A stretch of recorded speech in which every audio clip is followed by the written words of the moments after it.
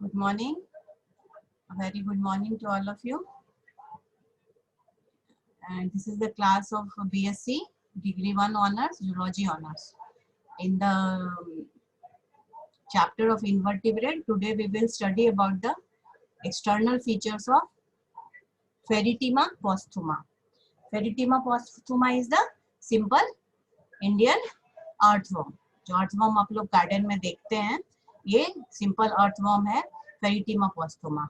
It is a very detail chapter. इसमें हम लोगों को अलग अलग इसके सिस्टम्स पढ़ने हैं, डाइजेशन पढ़ना है, नेफ्रिडियल सिस्टम पढ़ना है, सर्कुलेटरी सिस्टम पढ़ना है, रिप्रोडक्शन पढ़ना है. तो afterwards we will deal it one by one. Today we will go through the external feature of Pheretima posthuma और द इंडियन अर्थवर्म. जो सिंपल अर्थवर्म आप लोग गार्डन में देखते हैं, Indian earthworm, that is Pheretima posthuma. It is the classification of Pheretima posthuma. Kingdom, Animalia, phylum Annelida, class Oligochaeta. Oligochaeta, oligo means few, chaetae means order Opisthophora, family Megaspolicidae.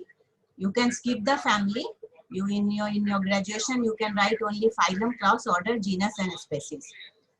Okay, if there is any problem, क्योंकि आप लोग इतना लिख सकते हैं. Genus हो गया Pheretima, species हो गया पोस्थुमा. अब ये एक सिंपल एनिलिडा का क्लास होता है, पॉलीचीटा, एरेक्नेनिलिडा, ओलिगोचीटा, हीरोडिनेरिया. तो हम लोग इसमें जो एनिलिडा में ओलिगोचीटा है उसके अंदर ये आ रहा है. ठीक है. Habit and habitat of earthworm. तो अर्थवर्म आप देखते हैं मिट्टी के अंदर बरो बना के रखता है, और जहाँ पे ये बरो रहता है वहां पे आपको वैसे भुरभुरी सी मिट्टी दिखेगी.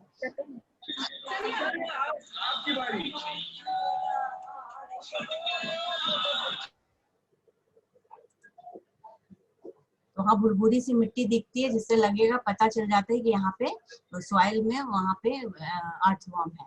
तो they are found in soil rich in decaying organic matter. जहाँ पे बहुत अच्छा डिकेइंग ऑर्गेनिक मैटर है, जैसे garden, lawns, irrigated farmlands, near the bank of ponds, lakes and reverse.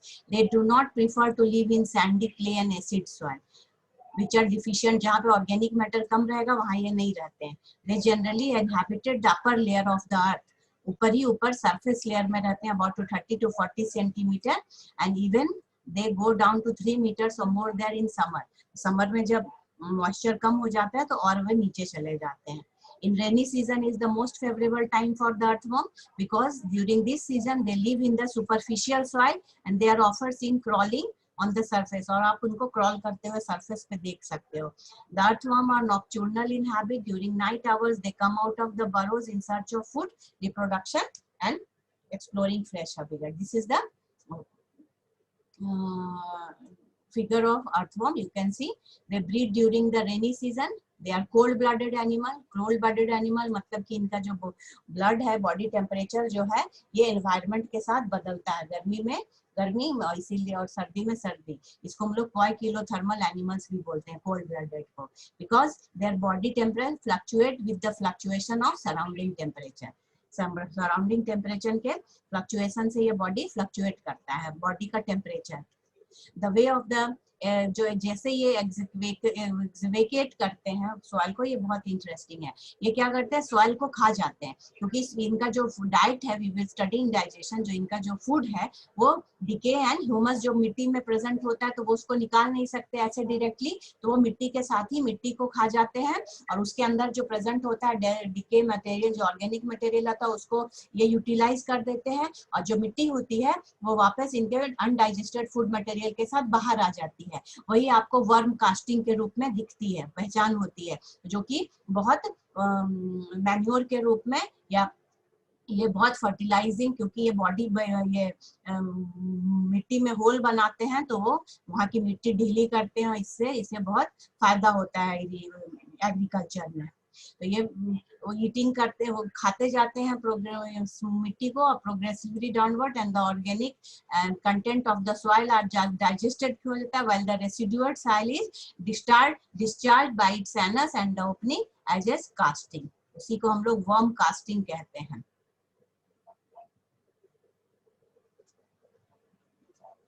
The presence of earthworm, वहाँ पे आप जहाँ पे कास्टिंग रहेगा वहाँ पे आप देख सकते हैं कि वहाँ प्रेजेंस है इसका। The casting of फेरिटीमा form little heap around, छोटे छोटे मिट्टी के पिलेट्स के रूप में आपको एक टीला के जैसा दिखता है बरो।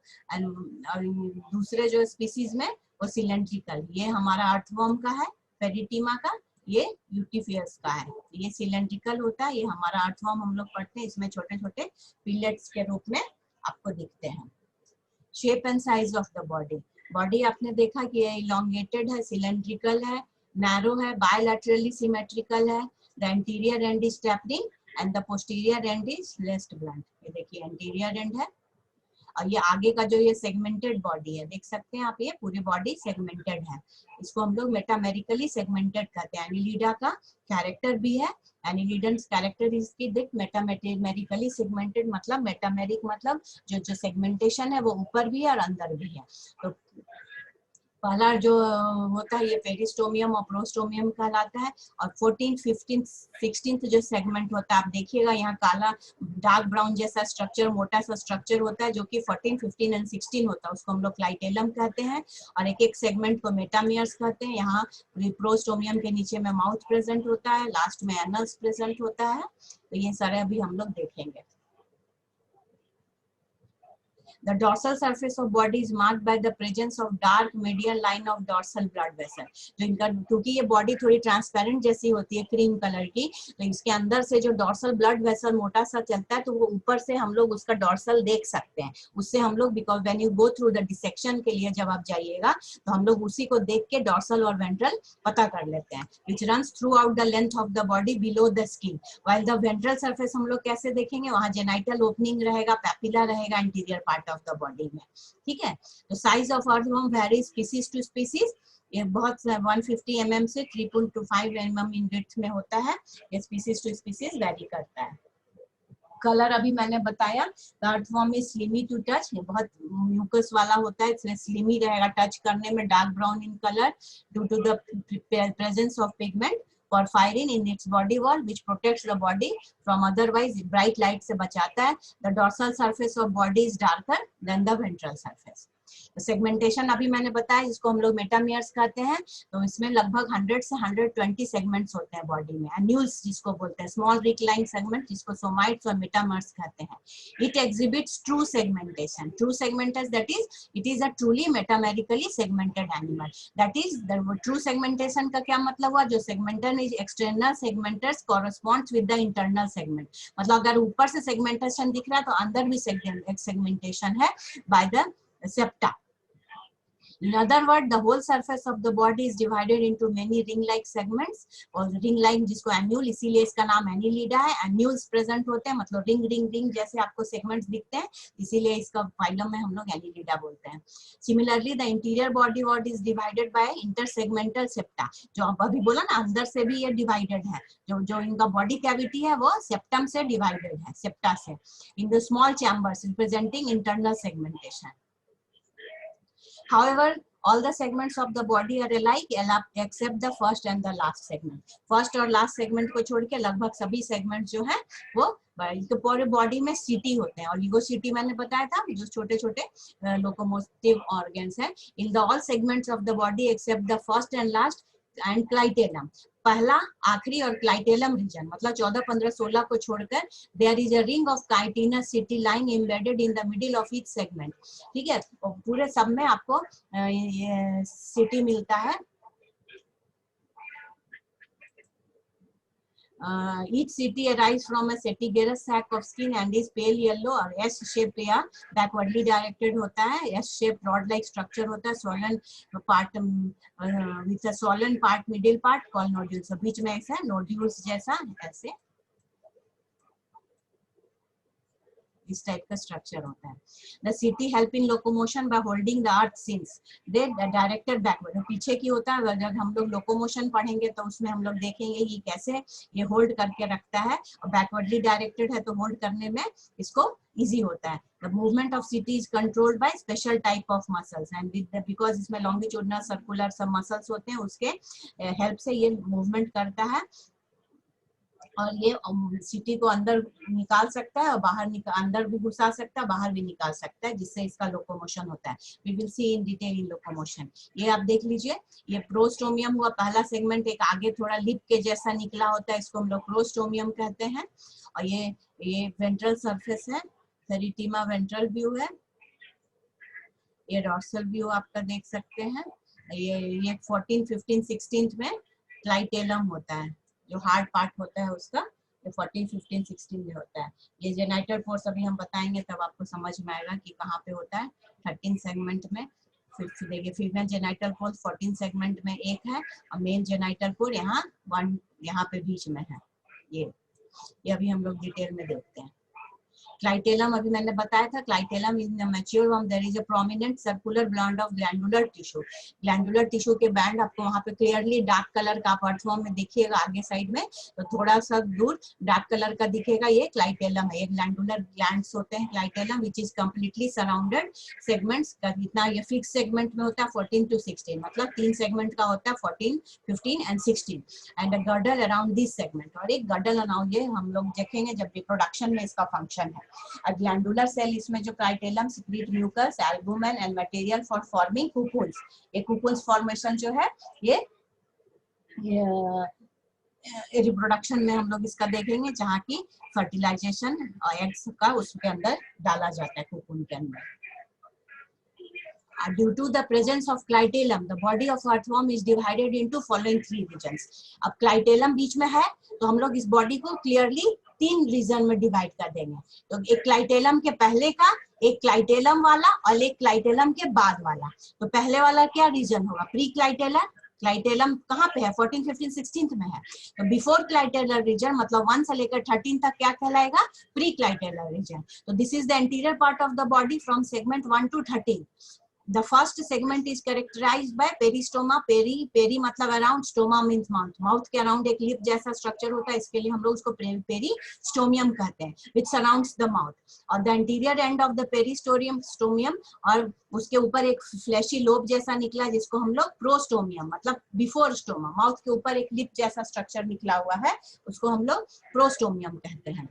The prostomium is not a segment and remains separated from the peristorium by a groove। वो एक अलग सेगमेंट नहीं है, फर्स्ट सेगमेंट का ही भाग है। इनफैक्ट जो प्रोस्टोमियम जो है एक्सटेंशन है पेरिस्टोमियम का in the dorsal side and the ventral side to its mouth. Clitellar region तो 3 जो 14, 15, 16 को हम लोग क्या कहेंगे? क्लाइटेलर रीजन, ठीक है। और 16 के बाद वाला 17 से लेके लास्ट सेगमेंट तक हम लोग क्या कहेंगे? पोस्ट क्लाइटेलर रीजन, ठीक है। क्लाइटेलम के बाद जो होता है तो हम लोग क्लाइटेलम के बेसिस पे 3 रीजन में डिवाइड किए, pre clitellar, clitellar and post clitellar region. ये देख लीजिए आप, है ना। ये माउथ है, ये पोर्शन जो है ये पूरा पेरिस्टोमियम कला, लेकिन जो आगे की ओर निकला हुआ है ये प्रोस्टोमियम मतलब माउथ के ऊपर, ओवर द माउथ। और पेरिस्टोरियम मतलब अराउंड, ये अराउंड है माउथ के, ये माउथ है, ठीक है। ये रिंग ऑफ सिटीज है, ये सिटीज के पूरे सर्कुलर रिंग होते हैं। ये क्लाइटेलर रीजन है, ये आप देख सकते हैं clitellum region. External features of earthworm है ये एक्सटर्नल। अब क्या क्या अपर्चर्स हैं एक्सटर्नल फील्ड में, हम लोग यही देखेंगे ना, शेप एंड साइज देख लिए, पार्ट देख लिए। अब क्या क्या अपर्चर है? पहला अपर्चर है माउथ, जो कि फर्स्ट सेगमेंट में है। It is a crescentic shape aperture situated just below the prostomium के नीचे on the ventral side, surrounded by the first segment. किससे सराउंड है? पेरिस्टोमियम से, ठीक है। और दूसरा ओपनिंग है एनस लास्ट में। It is the exit of alimentary canal by which the undigested waste, जो अनडाइजेस्टेड मटेरियल होता है वो रिमूव किया जाता है। It is situated at the terminal end of the last body segment, इसीलिए हम लोग टर्मिनल सेगमेंट को एनल सेगमेंट भी कहते हैं। अर्थवर्म इज हर्माफ्रोडाइट, मतलब कि मेल और फीमेल एक ही एनिमल में है। Earthworm so the male and female generative apertures are found on the same animal. अगर दोनों सेक्सेस एक ही एनिमल में है तो दोनों का ओपनिंग आपको एक ही एनिमल मिलेगा। तो मेल जेनाइटल अपर्चर कहाँ है? A pair of male genital aperture are situated lateroventrally on 18th segment, मतलब पेयर में है। अगर पेयर में है तो लेटरल साइड में होगा। तो these are concentric opening through where the male reproductive bodies are discharged। तो 18th सेगमेंट में ये देखिए यहाँ पे 18th मतलब 14, 15, 16 क्लाइटेलम हो गया। तो क्लाइटेलम के जस्ट एक छोड़ के नेक्स्ट में ये मेल जेनाइटल यहाँ पे ये क्लाइटेलम हो गया, ये मेल जेनाइटल ओपनिंग हो गया। अब फीमेल जेनाइटल ओपनिंग ये पेयर में है, ये ध्यान रखिएगा। फीमेल जेनाइटल ओपनिंग है वो सिंगल है, इसीलिए वो बीच में होगा। तो it is a median aperture situated on the ventral side of 14th segment through which the 14th segment मतलब starting of the clitellar region.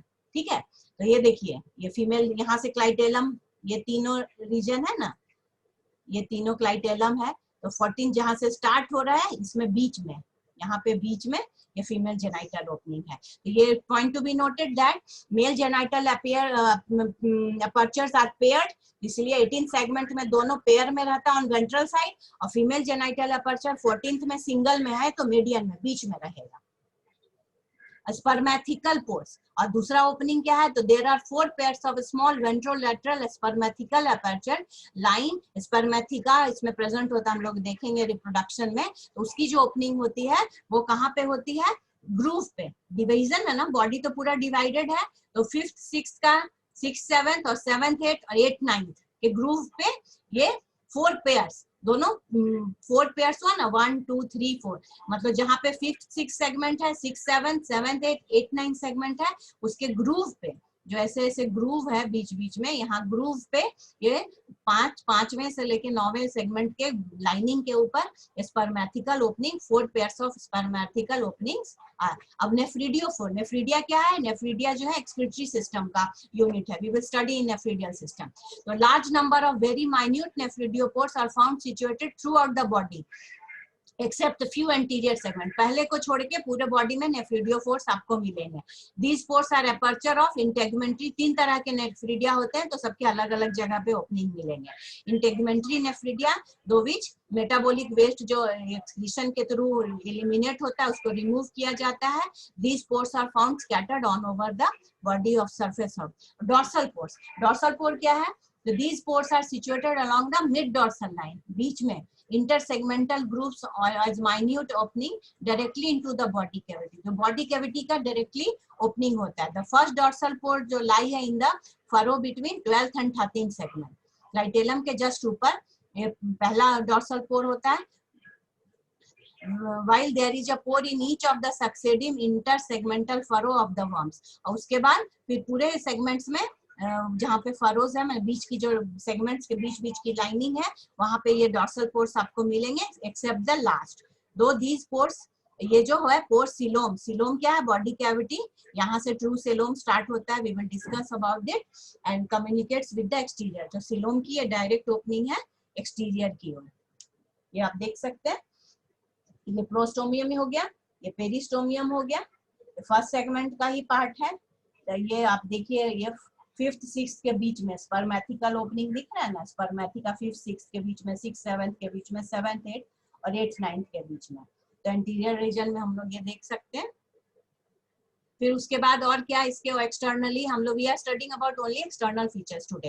तो जेनाइटल आई कोपुलेटरी पैपिली है, ये यहाँ in the same line with the male pores, जहाँ पे male pores था on वहीं पे on the ventral side of each of the 17th and 19th। Male pore कहाँ था, 18th में था, तो इसके मेल जेनाइटल पोर के एक ऊपर और एक नीचे। तो there are pair of circular raised, कुछ एलिवेटेड स्ट्रक्चर होते हैं जिसको कोपुलेटरी ऑर्गन भी कहते हैं या जेनाइटल पैपिली कहते हैं।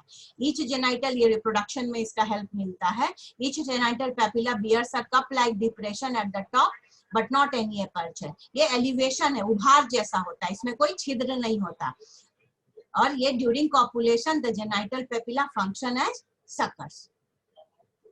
So this is about the external features of earthworm. Thank you very much.